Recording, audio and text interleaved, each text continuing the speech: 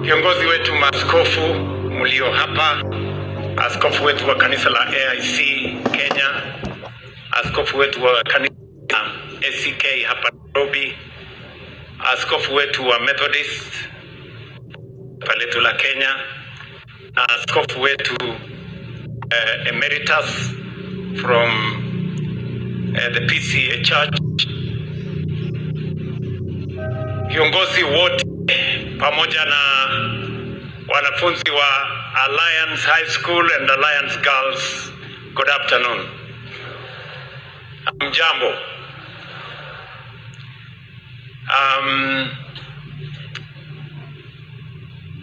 Before I make my statement, when I was invited to be part of this very solemn occasion to celebrate 100 years of Alliance High School, I thought that it was going to be a formal meeting. Therefore, I prepared a formal statement.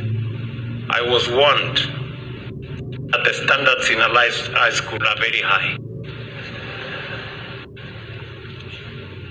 I have noticed from everything that has gone on here that indeed the standards here at Alliance High School are very high. I must admit that the alumni of this school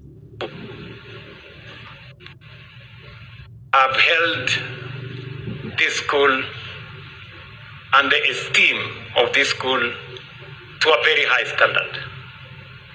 I work with many who serve in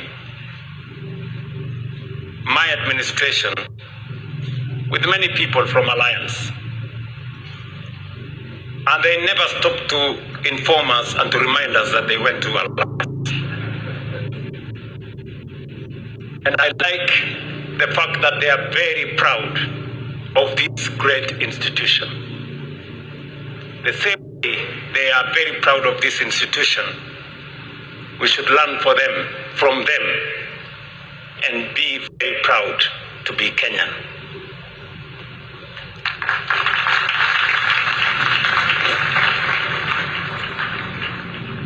This is the Alliance, and you are an institution of many fasts. For those of us who were not privileged to be at Alliance, we went to other very great institutions.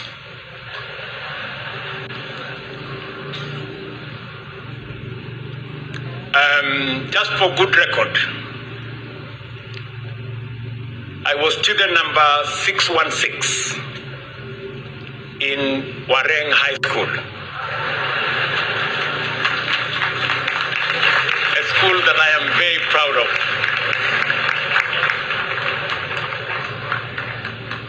And then I joined Kapsabet Boys High School, where I was student number 5065. One of the greatest institutions in the Republic of Kenya.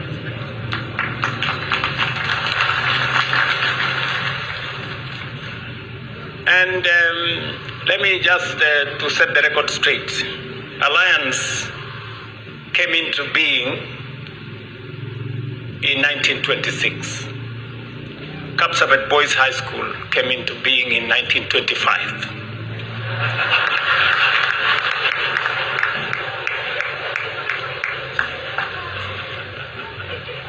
That's just a statement.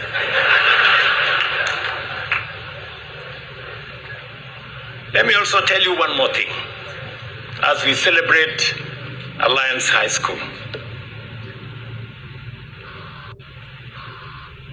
Of the 5 presidents of the Republic of Kenya, of the 5, Two of them are alumni of Kapsabet Boys High School.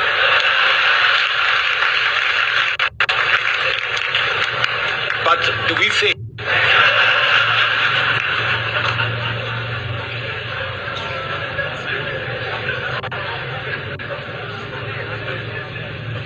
I am in no way trying to belittle the achievements of this great institution. I'm just making statements of fact.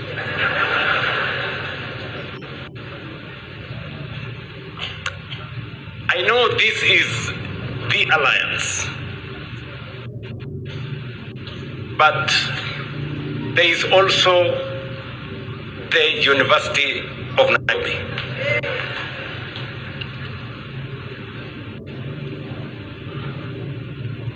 Again, the University of Nairobi is the only university in Kenya that has produced a president for our country.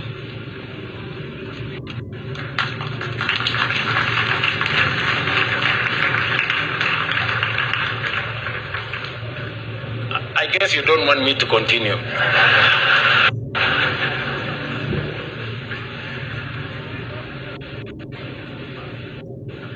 Distinguished guests, members of the Alliance community, ladies and gentlemen, very few institutions are privileged to mark 100 years of continuous existence, and fewer still do so while remaining faithful to their founding ideals.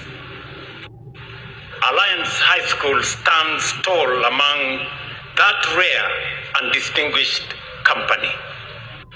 Across the world, the institutions that endure, those that outlast leaders, outlast generations, and outlast the fleeting trends of the day, share a defining trait. They are anchored in values that do not bend with every passing season. A century ago, Alliance High School, or Bush, as is fondly known, began as a bold and visionary experiment, an effort to educate African boys to the highest possible standards, the character at its foundation. Subsequently, generation after generation, the influence of this great institution has permeated every sphere of life in our communities, across our nation, and beyond. From the outset, Alliance was not designed merely to teach generations of young men what to think.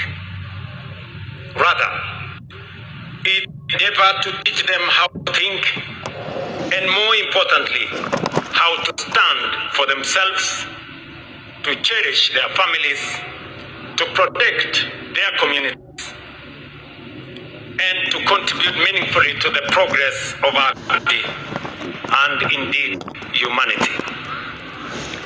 There is much that we as a nation can learn from the Alliance story.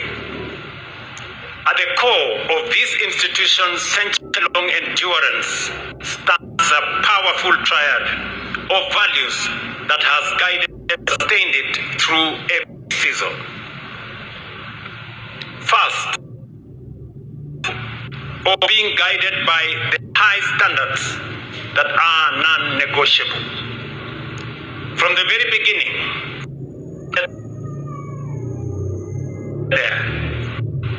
the founders of this great institution understood an enduring truth. Vision without standards is mere illusion. This is a lesson we must take seriously and to made an uneasy pact with mediocrity, settling for the average, and at times choosing to go along simply to get along. That Kenya is to realize her full potential We must demand the high standards of ourselves in our classrooms, in the public service, in enterprise, and in every aspect of our life. The second lesson from the institution is that on any day, discipline and hard work triumphs over talent. This is perhaps as imparted to its students over the years. As we know, this to be the true far beyond the classroom. Talent is abundant in every generation. Ideas are plentiful in every decade. As a nation, we have produced in copious volumes from the sessional paper number 10 of 1965 all the way Vision 2030. Kenya ambitious development blueprints. What has often been tested is the discipline required to execute them consistently, diligently, and faithfully. For this reason, that over the past 3 years, we have deliberately focused on implementing chapter by page, line by line, paragraph by paragraph, the commitments upon which the people of Kenya to this administration. Some of these decisions have not been easy. Indeed, had we listened with caution, some of the progress now visible across the country would not have been possible. Today, in every part of Kenya, steadily changing as thousands of affordable housing units rise and families transition from substandard conditions to modern, dignified homes. In fact, after this occasion, I will be visiting the affordable housing across here in Kikuyu. In the health sector, nearly 30 million Kenyans are now covered under the Social Health Authority from the previous system, bringing the promise of universal health coverage closer to reality. In agriculture, our deliberate shift towards putting production rather than merely subsidizing consumption is strengthening. At the same time, reforms in our education sector are restoring stability to institutions of higher learning while advancing the successful transition to the competence-based education system. And while there, let me of what all this on matters education. I say this because if there is one single most important development that we should never compromise on, it is the education. It is the principal reason why, on assuming office and looking at the challenges that were there in our education system, controversy about CBC, there were huge of classrooms and learning spaces. There was a very urgent shortage of teachers in our classrooms, and there was a of funding for our tertiary and university institutions. In fact, 21 universities are technically insolvent. I want to thank parents and other stakeholders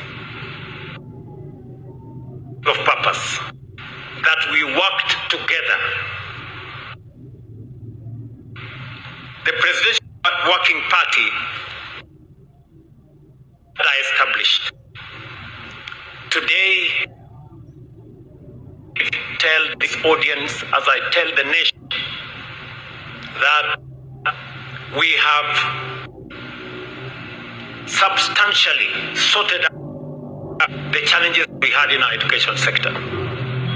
As has been said here, we have completed curriculum, and now we are undertaking competence-based education, matter that I believe in as the right trajectory for us as a nation. We have enhanced our budget, rightfully so, from about 500 billion in 2022 to 700 billion today.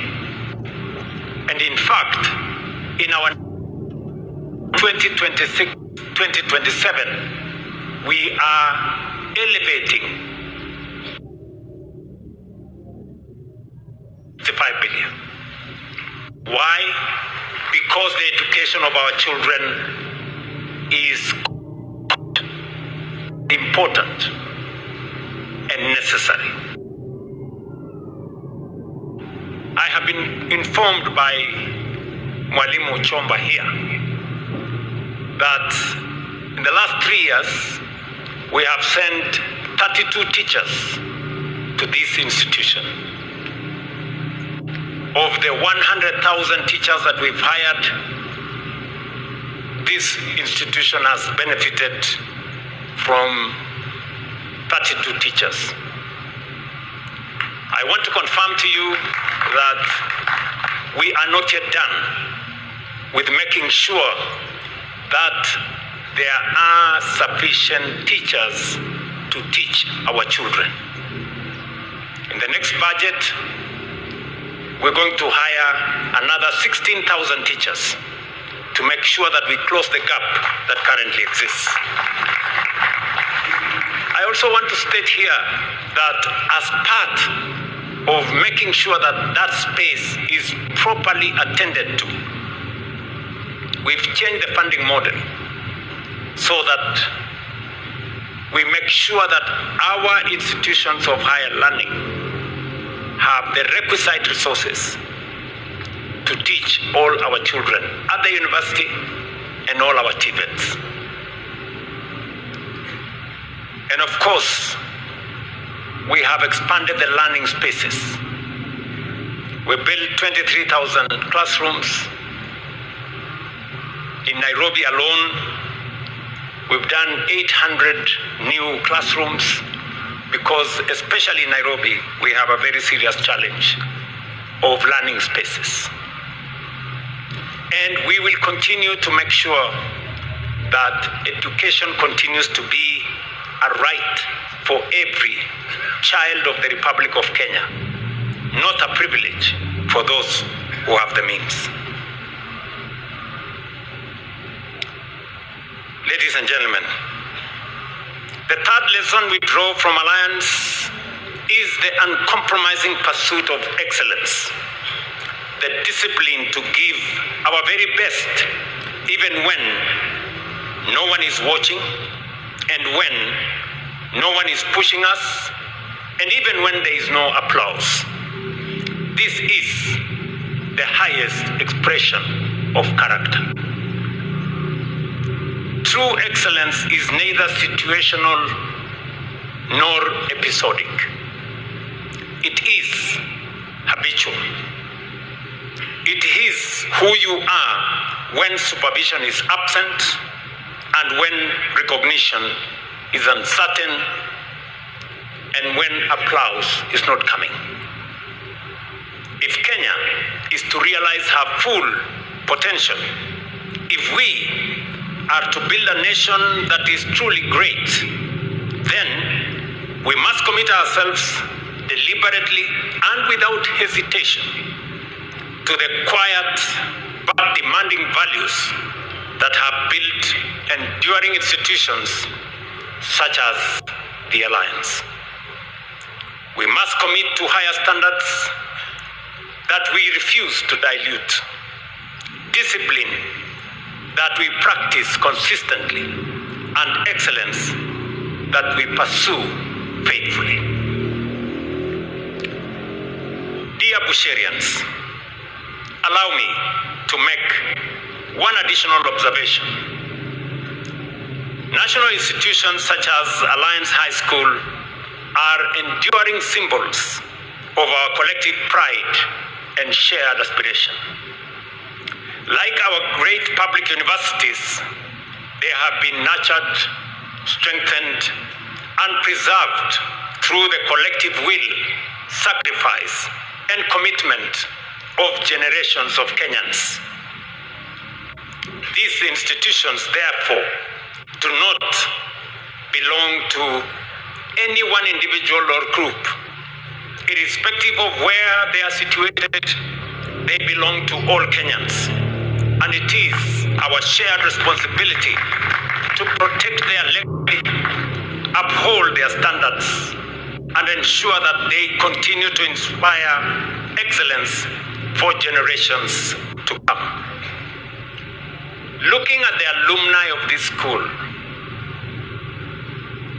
and just the sample of example that is here, Kenyans from across the Republic, over generations, have been admitted to this school. Amos Wako, I see Amos Wako here, our AG Emeritus, all the way from Busia. I see Judge of Supreme Court, the Honorable Lenaola, all the way from Samburu. The Honorable Amason Kingi, all the way from Magarini. I see Ekwe Turo here, all the way from Turkana. That is the DNA of a great institution called the Alliance.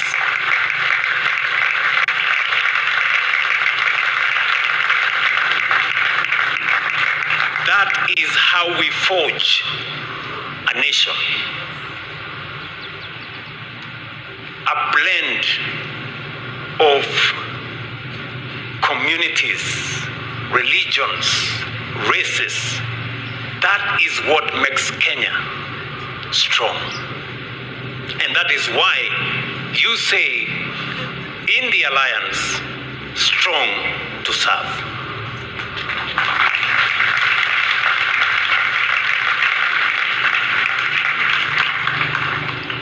And Alliance gives us the best example of what Kenya should truly be.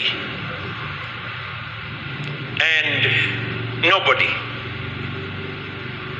should be allowed to dilute what Alliance stands for. Alliance stands for unity in diversity. We are here together from all parts of Kenya.